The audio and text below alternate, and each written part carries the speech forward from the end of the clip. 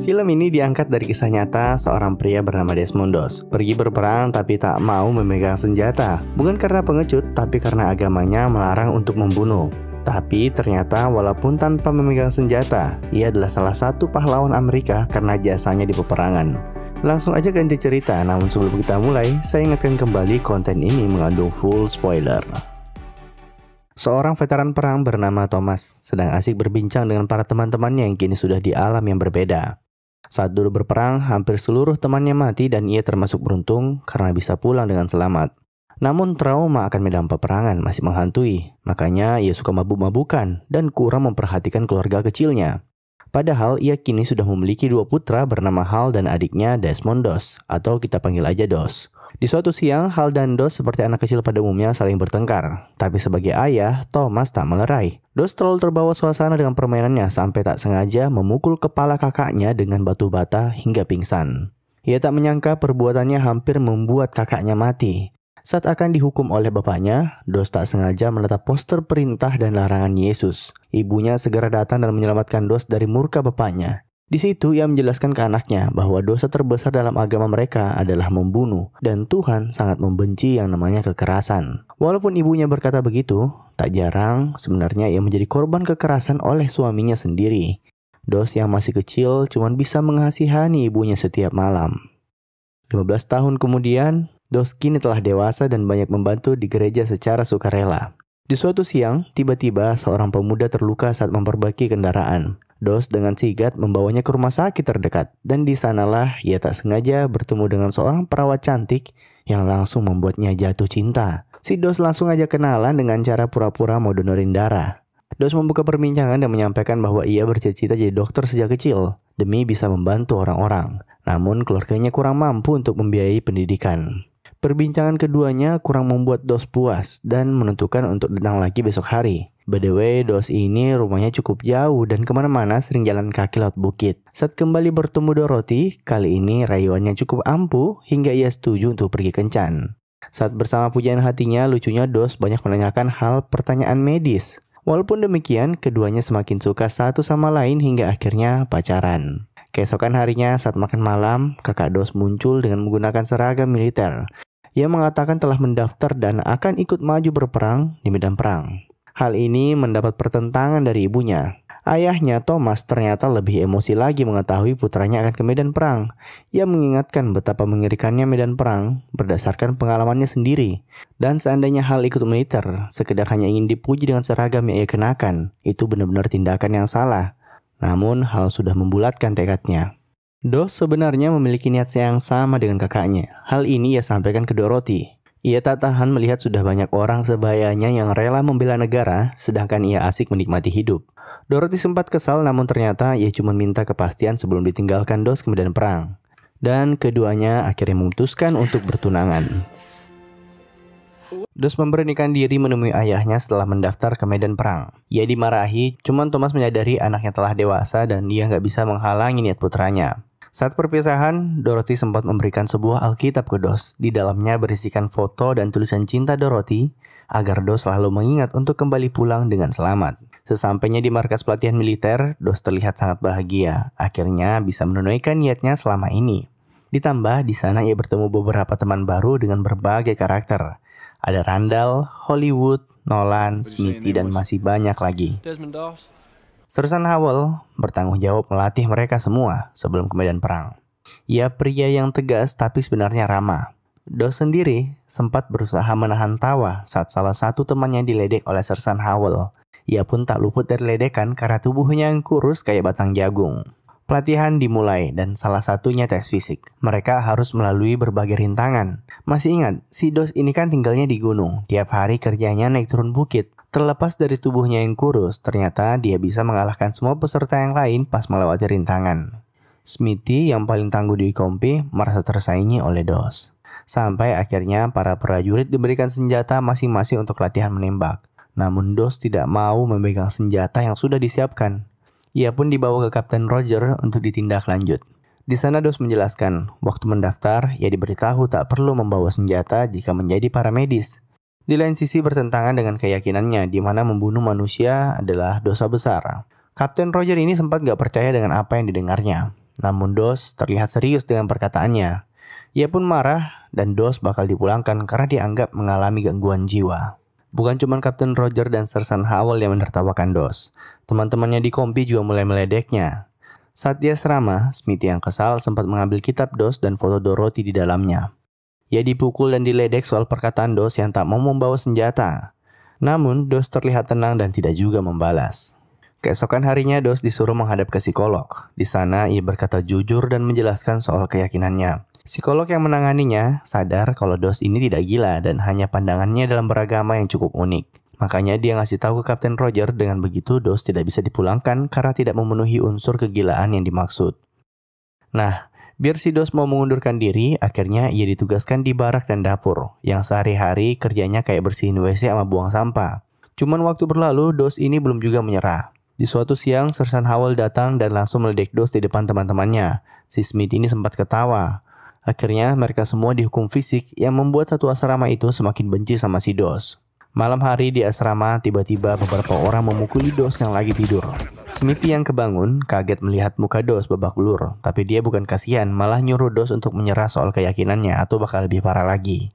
Besok paginya, Sersan Howell datang juga ke asrama buat ngecek keadaannya. Ia juga mengatakan hal yang sama, ayo sudahi semua ini dan mending pulang aja ke rumah atau lebih parah lagi. Sekali lagi, Dos tetap kekeh untuk bertahan, sampai bahkan bilang kalau lukanya ini cuma karena sempat jatuh dari kasur. Seakan-akan berkata dia maafin orang-orang yang sudah gebukin dia semalam. Dengan perkataan gitu, Sersan Howell sebenarnya sempat kagum sama Dos. Akhirnya suasana kembali cair dan akhir pekan ini seluruh prajurit diberikan izin untuk keluar kamp pelatihan demi menemui keluarga masing-masing.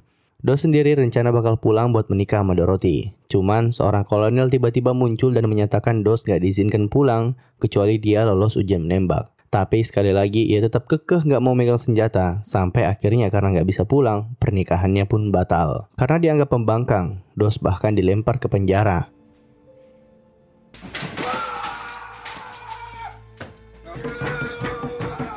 Kapten Roger tak lama kemudian datang menemuinya dan memberikan saran untuk menyerah. Ia mengatakan gak mungkin orang maju ke medan perang tidak membawa senjata. Karena tak berhasil membujuk Dos, ia menyerahkan Dorothy untuk membujuk calon suaminya.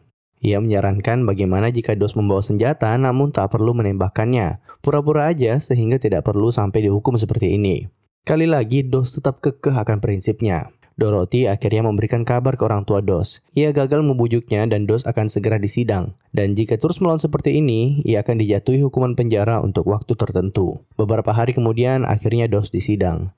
Sebenarnya kalau Dos ini ngaku bersalah, ia hanya akan dipulangkan. Cuman Dos sudah memantapkan niatnya ke medan perang. Makanya ia meminta pengacaranya untuk mengajukan mosi dirinya tak bersalah. Saat hakim akhirnya menanyakan alasan utama Dos tak mau memegang senjata, ia mengatakan hal yang membuat hakim sendiri tak mampu berbicara. I had a job in a defense plant. I could have taken a deferment. It isn't right that other men should fight and die, that I would just be sitting at home safe. I need to serve. I got the energy and the passion to serve as a medic, right in the middle with the other guys. No less danger, just while everybody else is taking life, I'm gonna be saving it. By the way, sehari sebelumnya, Thomas pergi menemui salah satu temannya dulu sewaktu perang yang kini telah menjadi brigjen. Pas hari persidangan, ia datang membawa surat yang ditandatangani oleh temannya itu. Awalnya bapaknya dilarang masuk sampai ia menerobos dan hakim menerima surat yang Thomas berikan. Berisikan surat keputusan dari brigjen terkait Dos diizinkan untuk ikut perang sebagai paramedis dan tidak wajib membawa senjata.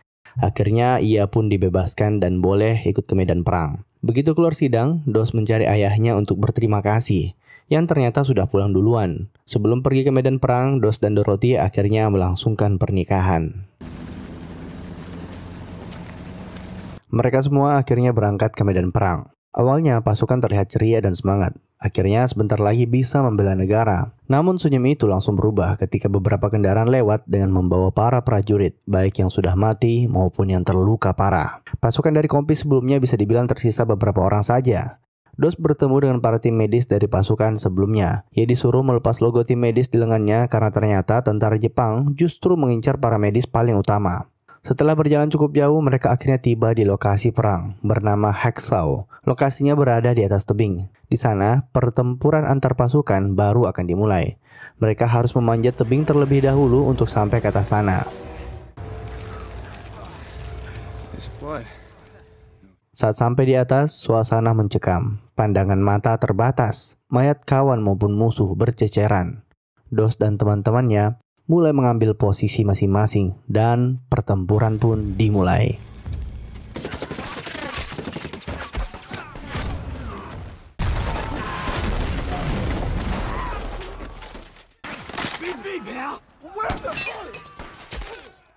Kabut akibat bekas gempuran bom sebenarnya hampir membuat kedua belah pihak tak dapat melihat secara jelas posisi masing-masing. Cuman hujan peluru dan granat tetap saja berlanjut. Dos sendiri walaupun tak membawa senjata tetap di baris depan menolong para prajurit yang terluka. Ada satu prajurit yang sudah cukup parah kehilangan kedua kakinya.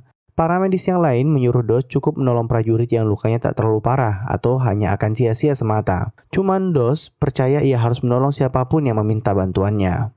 Smithy sendiri yang tangguh ternyata dengan berani maju ke garda terdepan dan membunuh banyak prajurit Jepang. Sampai dari belakang ia hampir terkena serangan dan untung saja Dos datang menyelamatkannya. Tak sedikit juga tentara yang layaknya si Hollywood, yang berani awalnya kini takut kayak anak kucing. Sersan Howell memaksanya untuk memberanikan diri atau akan mati sia-sia.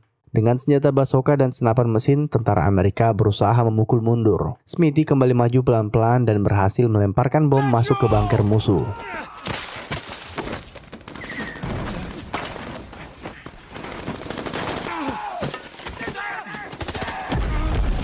Kini, jarak antar kedua pasukan semakin dekat. Pertarungan langsung pun tak terhindarkan. Si Dos berusaha sebisa mungkin menarik pasukan yang terluka ke lubang-lubang persembunyian untuk diobati. Dan tak terasa, hari pun sudah mulai gelap. Malam saat kedua pasukan beristirahat, Dos ditemani Smithy masih berusaha mencari tentara yang terluka untuk ditolong.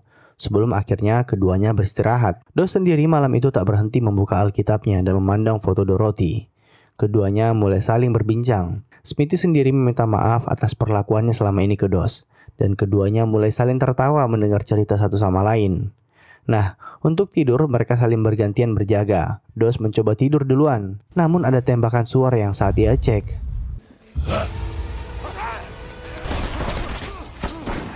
Dan ternyata cuma mimpi.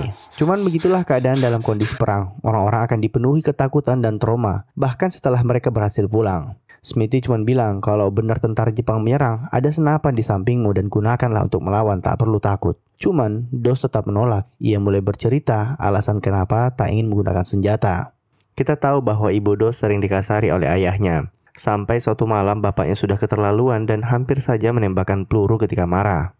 Dos pun datang dan berhasil merebut senjata. Emosinya sudah tak tertahankan dan bersiap menembak bapaknya sendiri. Nah, sejak saat itu ia berjanji kepada Tuhan tak akan menyentuh senjata lagi. Promise to God I ain't never gonna touch a gun again. Fajar menyingsing, para tentara Amerika yang belum siap tiba-tiba sudah didorong mundur para tentara Jepang yang maju dengan jumlah yang banyak. Mereka tiba-tiba muncul dari lorong-lorong bawah tanah. Akhirnya, Kapten Roger meminta bantuan artileri dan harus menarik pasukannya mundur. Sersan Howell, Smithy, dan beberapa pasukan lainnya berusaha menahan musuh agar pasukan yang tersisa bisa melarikan diri dengan aman.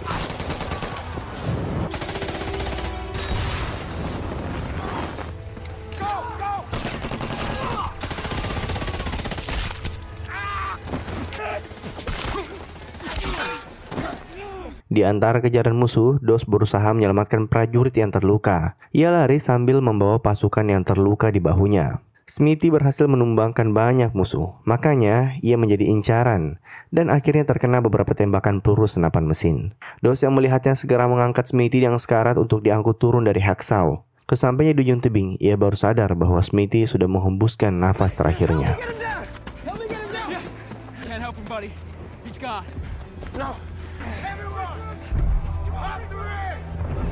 Saat pasukan sudah hampir turun semua, bantuan artileri datang membombardir pasukan Jepang. Di tengah ledakan dan berkecamuknya medan perang, Dos bukannya ikut mundur bareng pasukan, malah maju kembali mencari prajurit yang terluka. Dari 2.100 prajurit, tersisa 32 orang yang berhasil turun dari tebing. Kapten Roger bersama pasukan yang tersisa memilih untuk kembali ke pangkalan militer untuk beristirahat dan mengatur kembali strategi.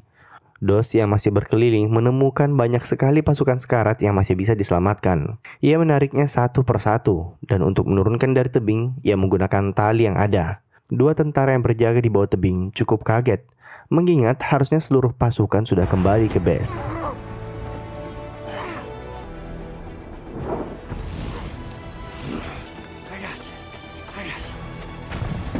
Tembakan artileri dari Angkatan Laut Amerika terhenti. Kini tentara Jepang mulai kembali maju menyisiri para tentara Amerika yang masih hidup untuk dibunuh. Dari samping, Dos mendengar suara meminta tolong. Ia mendekati prajurit yang terluka dan menutupinya dengan tanah. Sedangkan Dos berpura-pura mati di atas tindihan jasad. Para prajurit Jepang melewatinya, dan Dos hampir saja terkena tusukan. Pergerakan Dos akhirnya terlihat oleh musuh. Ia dikejar namun berhasil bersembunyi di salah satu gorong-gorong bawah tanah milik prajurit Jepang. Masalahnya gorong-gorong ini ternyata markas para musuh. Jadi dia harus sangat berhati-hati untuk menemukan kembali jalan keluar yang aman. Saat mencari jalan keluar, Dos bertemu tentara Jepang yang sekarat. Bukannya lari, Dos dengan baik hati malah mengobatinya.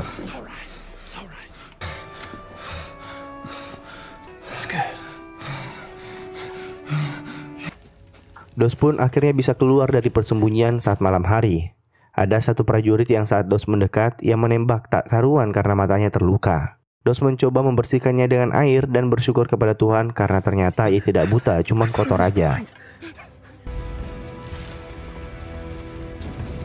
Posisi malam hari, di mana tentara Jepang sedang beristirahat, membuat Dos memaksimalkan usahanya untuk menolong seluruh prajurit yang tersisa. Satu demi satu ia turunkan dari tebing. Setiap ia berhasil menurunkan orang, di tengah nafasnya yang lelah, ia berdoa.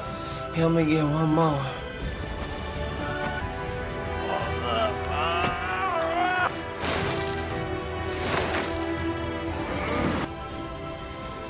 Help me get one more.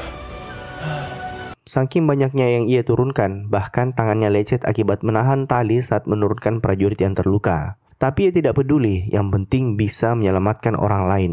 Sedangkan di bawah tebing, prajurit yang berjaga bolak-balik membawa prajurit yang Dos turunkan. Sampai dokter di base militer kebingungan dari mana asalnya prajurit-prajurit ini. Nggak henti berdatangan.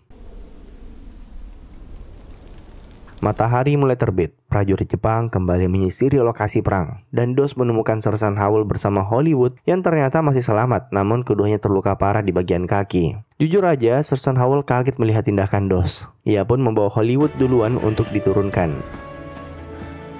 Kedatangan para prajurit terluka tanpa henti membuat Kapten Roger kaget. Ia bertanya ke Hollywood bagaimana bisa selamat. How'd you get down, son? Dos. No, sir, just Dos. Just Dos.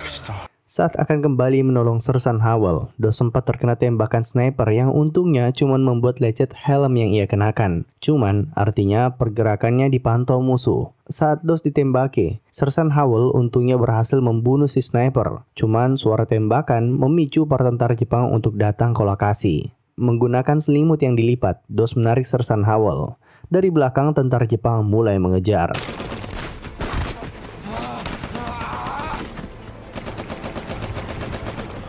Sersan Howell diturunkan duluan, sedangkan Dos menahan tali tanpa perlindungan. Saat di bawah tebing, Kapten Roger langsung mendekati Howell yang menjelaskan situasi di atas.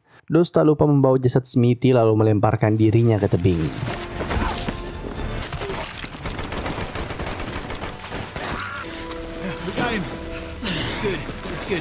Saat turun dari sana, para prajurit yang berjaga di bawah, termasuk Kapten Roger, tak percaya dengan apa yang ia lihat. Seorang pemuda tak lebih kuat dari batang jagung.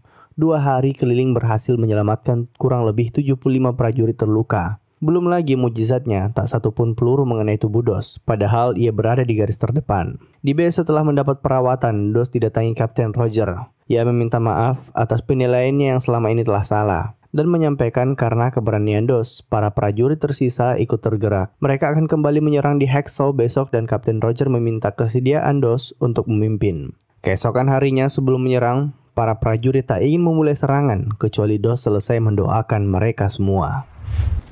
Let's go to work.